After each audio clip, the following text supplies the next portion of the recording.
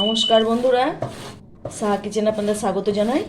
আজকে ভগবান শ্রীকৃষ্ণের জন্মদিন, সেই উপলক্ষে বন্ধুরা কিছু আমি আয়োজন করেছি। দেখুন, আমি তালটা ঘষে নিচ্ছি, এদিকে পায়েস বসিয়ে দিয়েছি। সমস্ত কিছু আমার নিরামিষ বাসনে, নিরামিষ ওভেন। এই যে পায়েস হচ্ছে, এই যে পায়েস হচ্ছে, সেই উপলক্ষে আমি একটা ছোট্ট ব্লগ দেব। তাই আমি আজকে এই ব্লগটি এখনই শুরু করলাম। আপনারা প্রথম থেকে ব্লগটি আমার দেখবেন। দেখুন, তালটা আমি ঘষে নিয়েছি, এই যে তাল ঘষে ছেঁকে নিয়েছি। এবার আমি এই যে ময়দা দিয়ে দিলাম। এই যে এখানে বন্ধুরা আমি এই হাতার মাপ করে 4 হাতা ময়দা দিয়ে নিয়েছি।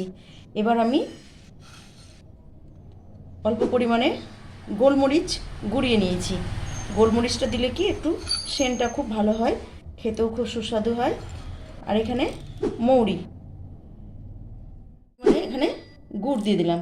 গুড় দেওয়ার কারণ হচ্ছে তালবড়ার কালারটা খুব ভালো হবে এবং লাল তাড়াতাড়ি বোঝা যাবে।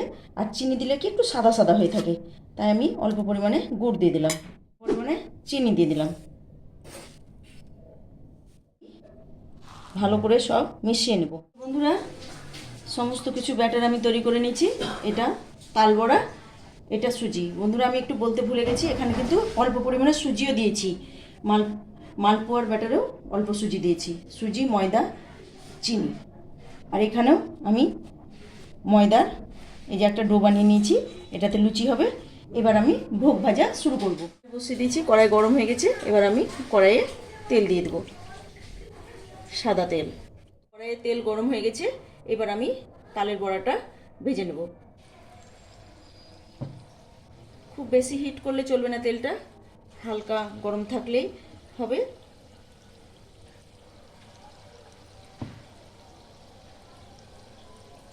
আমি এগুলো ভেজে দেখাচ্ছি, তারপরে ভগবানকে ভোগ নিবেদন করব, তখন সেই টাইমেও দেখাবো।